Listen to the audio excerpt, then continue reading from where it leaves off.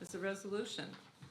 For adoption, a resolution supporting Operation Greenlight for Veterans, number 2022-024. Move to adopt. Second. Mr. Arner? Yes. Mr. Lukasevich? Yes. Mr. Notstein? yes, And we'll start with reading the resolution. The Board of County Commissioners, Jim Thorpe, Pennsylvania resolution. Whereas the residents of Carbon County have great respect, admiration, and the utmost gratitude for all the men and women who have selflessly served our country and this community in the Air Forces, and Whereas the contributions and sacrifices of the men and women who served in the armed forces have been vital in maintaining the freedoms and way of life enjoyed by our citizens. And whereas Carbon County seeks to further honor these individuals who have paid the high price for freedom by placing themselves in harm's way for the good of all. And whereas veterans continue to serve our community in American Legions, Veterans of Foreign Wars, and veteran service organizations, religious groups, and by functioning as county veteran service officers for 29 states to help fellow former service members access more than $52 billion in federal health, disability, and compensation benefits each year. And whereas approximately 200,000 service members transition to civilian communities annually. And whereas a Pew Research Center study shows that 47% of post 9/11 veterans indicated readjusting to civilian life was difficult. And whereas active military service members transitioning from military service are at high risk for suicide during their first year after military service, and in one 5 post 9/11 says they struggle with substance abuse after leaving the military. And whereas the National Association of Counties and the National Association of County Veterans Service Officers encourage all counties, parishes, and boroughs to recognize Operation Greenlight for veterans. And whereas Carbon County participation in Operation Greenlight will enhance awareness of its veteran-centric programs, including Veterans Treatment Court, together with veterans and the Military Share Program. And whereas the Carbon County appreciates the sacrifices of our United States military personnel and believes specific resignations should be granted.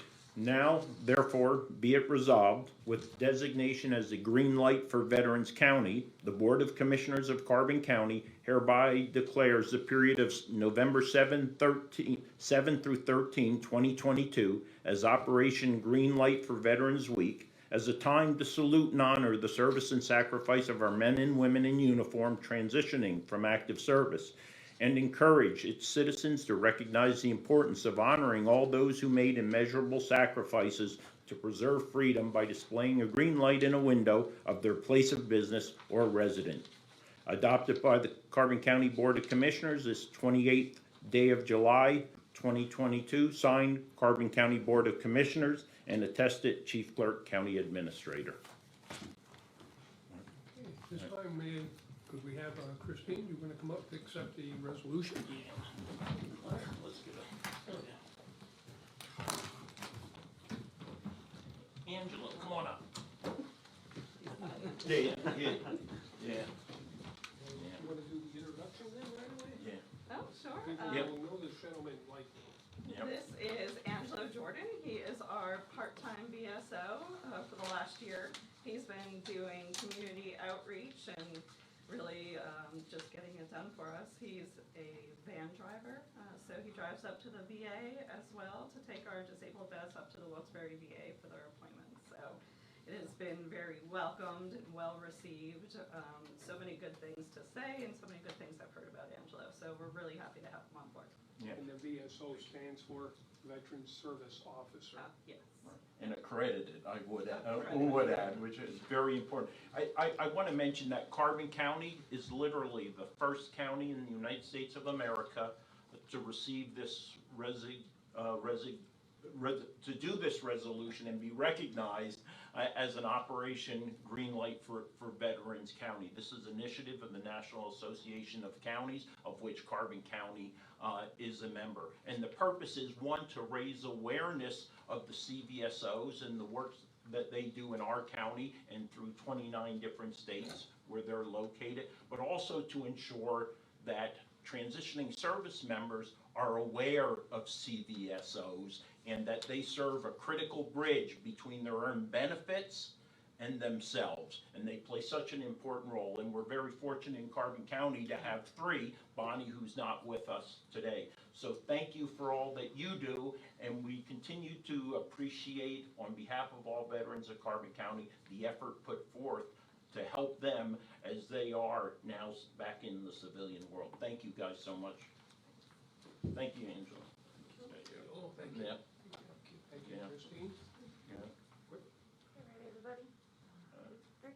One more for me, 1, 2, 3. Oh, you got one or two? Yeah. Perfect. Okay, did I get in front of Rocky? Christine, you have anything to say while you're here? I just think this is fantastic. We have really been doing a lot of what I feel is great work in Carbon County together with Veterans Treatment Court, the Military Share Program. So we're really just hoping to increase more awareness and to let veterans know that we are out there to help them. A lot of people associate us with the VA, as in the Veterans Health Administration, and there's perceptions that go along with that, some good, some bad, what have you.